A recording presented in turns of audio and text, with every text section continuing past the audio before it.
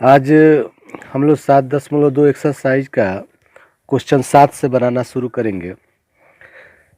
इस एक्सरसाइज में मैंने पहले से 2 वीडियो डाला है, जिसमें पहले वीडियो में 1, 2, 3 और दूसरे वीडियो में 4, 5, 6 ये क्वेश्चन का आंसर मैंने किया है।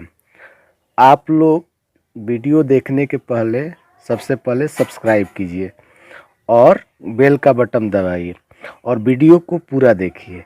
वीडियो अगर पसंद आता हो तो लाइक कीजिए, नहीं आता हो तो डिसलाइक कीजिए। चलिए अब 7 नंबर क्वेश्चन से शुरू करते हैं। 7 नंबर क्वेश्चन में कह रहा है कि बिंदु ए के निर्देशांक ज्ञात कीजिए, जहां ए बी एक वृत्त का व्यास है जिसका केंद्र 2, -3 तथा बी के निर्देशांक 1, 4 है। एक वृत्त लिया, इसका व्यास है ए बी। ए का निर्देशांक नहीं दिया इसलिए इसको एक्स और वाई मान लिए। बी का निर्देशांक 1, 4 दिया हुआ है और ओ वृत्त का केंद्र है, इसका निर्देशांक दिया है 2, -3। अब हमको ए का निर्देशांक निकालना है। वैसे आप जानते हैं कि वृत्त का जो केंद्र होता है वो वृत्त का मध्य बिंदु होता है और व्यास का भी वो मध्य बिंदु होता है। इस हिसाब से ओ जो हुआ ए बी का मध्य बिंदु हुआ, इसलिए हम जानते हैं, चूँकि हम जानते हैं कि केंद्र जो होता है व्यास का मध्य बिंदु होता है। और आप जानते हैं कि अगर कोई रेखा हो ए बी, इसका नियामक x1 y1 और x2 दूसरे बिंदु का नियामक हो और p अगर मध्य बिंदु हो तो इसका निर्देशांक होता है x1 जोड़ x2 बटा 2 और y1 जोड़ y2 बटा 2। इसलिए O चूँकि ए बी का मध्य बिंदु है, इसलिए O का निर्देशांक x1 जोड़ x2, यानी x1 के जगह पर x है और x2 के जगह पर 1, x1 जोड़ x2 बटा 2, y1 जोड़ y2 बटा 2। और ये हम सूत्र से निकाल लिए और O का ऑलरेडी निर्देशांक दिया हुआ है 2, -3। चूँकि दोनों O ही का निर्देशांक है, ये सूत्र से और ये दिया है, इसलिए दोनों को हम इक्वल करते हैं। तो इसका जो x निर्देशांक है x वाले के बराबर, y निर्देशांक y के बराबर, यानी x + 1 बटा 2 बराबर 2, y + 4 बटा 2 बराबर -3। बाईसीएम किए, x + 1 2 दूनी 4 और 1 को उधर भेज दिए तो 4 - 1 3 हुआ। इसी तरह y + 4 बटा 2 बराबर -3, तो y + 4 3 दूनी 6 -6, y + 4 उधर जाएगा तो -4 -6 -4 -10। इस तरह हम x और y का मान निकाल लिए और इसका मान, चूँकि इसको a बिंदु कहा गया है और a x y है, x का मान रख दिए 3 और y का मान रख दिए -10। इस तरह क्वेश्चन नंबर 7 का आंसर हम निकाल लेते हैं। आते हैं, दिया हुआ है कि यदि a और b, a का निर्देशांक -2, b का निर्देशांक 2, -4 है और ए बी पर एक बिंदु P इस प्रकार है कि AP बराबर 3/7 AB। तो क्या कह रहा है कि P का निर्देशांक, तो पूछ रहा है कि तो P के निर्देशांक ज्ञात कीजिए, यानी P का निर्देशांक ज्ञात करना है। तो P का निर्देशांक निकालना कोई ज़्यादा मुश्किल नहीं है, x1 y1 x2 y2 तो है ही। केवल अगर m अनुपात n मालूम चल जाए तो P का निर्देशांक हम निकाल सकते हैं। तो P का निर्देशांक निकालने के लिए, चूँकि दिया है AP बराबर 3/7 AB, AP लिखते हैं 3/7। AB चूँकि यहाँ से यहाँ तक है, इसको हम AP + PB लिख सकते हैं। AB को AB की जगह पर लिख दिए AP + PB। बाईसीएम करते हैं, 7AP बराबर 3AP + 3BB। AP को एक तरफ करते हैं, 3AP इधर आए तो -3AP बराबर 3PB। 7 में से 3 गया, 4AP बराबर 3PB। AP बटा PB बराबर 3/4। तो AP अनुपात PB बराबर हो गया 3:4। इस तरह हम P बिंदु जो m अनुपात n में बांटती है उसको AP, यानी AP बटा PB, वही बात हुआ। इसका निर्देशांक हम निकाल लिए कि 3:4 हुआ। यानी P AB को 3:4 में बांटेगी। उसके बाद अब हमको P का निर्देशांक निकालना है, तो ये x1 - 2, y1 - 2, x2 2, y2 -4। तो P का निर्देशांक P सूत्र से mx2 + nx1 / m + n, my2 + ny1 / m + n। P बैठा दे रहे हैं केवल सूत्र पर, 3 गुने y2 x2 2 प्लस nx1 4 गुने x1 है -2 बटा 3 जोड़ 4, 3 गुने y2 -4 प्लस 4 गुने y1 -2 बटा 3 + 4 3 + 4 m + n। तो 3 दूनी 6, 4 दूनी 8 -8 बटा 7, 4 3 12, 4 दूनी -8 बटा 7। तो 8 में से 6 हो गया -2 बटा 7, -12 8 20 बटा 7। ये कुछ नहीं है, यही आपका आंसर हो जा रहा है P बिंदु का निर्देशांक। क्वेश्चन नंबर 9 पर चलते हैं। करें कि बिंदुओं A - 2 2 और B 2 8 को जोड़ने वाले रेखाखंड AB को 4 बराबर बराबर भागों में बांटने वाले बिंदुओं के निर्देशांक ज्ञात कीजिए। क्वेश्चन नंबर 9 में कह रहा है कि एक रेखा मान लेते हैं, AB इसको कहते हैं, और कह रहा है कि A जो बिंदु है इसका निर्देशांक है -2 2, B जो है इसका निर्देशांक है 2 8, और कह रहा है कि इस रेखा को 4 बराबर बराबर भागों में बांटने वाले। मान लेते हैं कि पहला बिंदु P ले रहे हैं, दूसरा बिंदु Q, 1 भाग 2 भाग और 1 लेते हैं R, और ये चारों भाग आपस में बराबर है। ए यानी AP जो है PQ के बराबर, QR और BR ये सब बराबर है। तो करें कि इस 4 भाग में बांटने वाले बिंदुओं के निर्देशांक ज्ञात करें, यानी हमको निकालना है P Q R। आप क्वेश्चन 2 या 3 में एक सवाल था जो 3 बराबर बराबर भागों में बांटता था, उस तरह भी ज्ञात कर सकते हैं कि P इसको किस अनुपात में बांट रही है। लेकिन मुझे सबसे अच्छा जो लग रहा है इसमें ये मध्य बिंदु वाले सूत्र पर हम बैठाकर इसको हल कर सकते हैं। अब जैसे देखिए, चूंकि ये वाला भाग मान लेते हैं K है, तो ये भी K होगा, और ये भी K होगा, और ये भी K होगा, यानी K K K K चारों दूरियां बराबर हैं।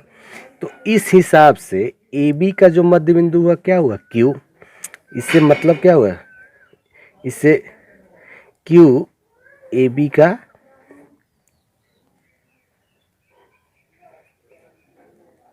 मध्य बिंदु होगा, और जब Q AB का मध्य बिंदु होगा तो मध्य बिंदु निर्देशांक वाले सूत्र से x1 जोड़ x2 यानी x1 - 2 x2 2 बटा 2, y1 2 प्लस 8 बटा 2। इस प्रकार Q का जो निर्देशांक हुआ, 2 में से 2 गया 0 बटा 2, 10 बटा 2, 2 से 5, यानी Q का जो निर्देशांक हुआ 0 5 हुआ। इस प्रकार हम एक बिंदु Q का निर्देशांक निकाल लिए। अब P का निकालते हैं। तो देखिए आप, अगर Q का निर्देशांक मालूम है, A का मालूम है, और ये K है, ये K है, इससे ये साबित होता है कि P जो है AQ का मध्य बिंदु है। इसका मतलब P जो है AQ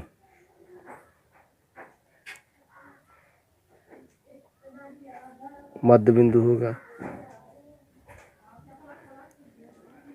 जब P AQ का मध्य बिंदु हुआ तो P का निर्देशांक वही सूत्र x1 जोड़ x2 यानी -2 जोड़ 0 बटा 2 और 2 जोड़ 5 बटा 2, यानी P का जो निर्देशांक हुआ -2 बटा 2 और 7 बटा 2, 1 यानी -1 और 7/2।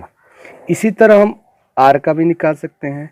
R किसका मध्य बिंदु हो जाएगा, QB का। तो लिखते हैं कि R QB का मध्य बिंदु होगा। तो R जो हो QB का मध्य बिंदु हुआ, इससे आर का निर्देशांक निकाल सकते हैं 0 प्लस 2/2, 5 प्लस 8/2, यानी 2/2 13/2, 1, यानी आर का निर्देशांक हुआ 1 13/2। तो इस प्रकार आप क्वेश्चन 9 बना सकते हैं। वैसे आप इसको ये भी निकाल सकते हैं कि AP बटा में PB, थोड़ा लंबा जाएगा लेकिन बन जाएगा। सबसे बेस्ट तरीका ये है। क्वेश्चन नंबर 10 पे आते हैं। क्वेश्चन नंबर 10 में कह रहा है कि एक समचतुर्भुज का क्षेत्रफल ज्ञात कीजिए जिसके शीर्ष इसी क्रम में 3 0 4 5 -1 4 और -2 -1 है। यहाँ संकेत में दिया है कि समचतुर्भुज का क्षेत्रफल बराबर 1/2 गुने उसके विकर्णों का गुणनफल। तो सबसे पहले क्या करते हैं, एक चतुर्भुज बनाते हैं और चतुर्भुज का नामकरण कर देते हैं, कुछ भी दे सकते हैं, ABCD ही दे रहे हैं। और जो पहला बिंदु है इसको A कह दे 3 0, जो दूसरा बिंदु है इसको B कहते हैं 4 5, जो तीसरा बिंदु है इसको -1 4, और चौथा जो बिंदु है इसको -2 1। अब कह रहे हैं कि आप इसका क्षेत्रफल ज्ञात कीजिए। यहाँ पर हिंट में दिया है, वैसे नहीं भी दिया होता तो आप जानते हैं कि समचतुर्भुज का जो क्षेत्रफल होता है 1/2 गुने पहला विकर्ण गुने दूसरा विकर्ण। इस हिसाब से इसका दो विकर्ण क्या क्या हुआ, एक AC हो गया और एक क्या हो गया, BD। तो पहले हम AC निकालते हैं।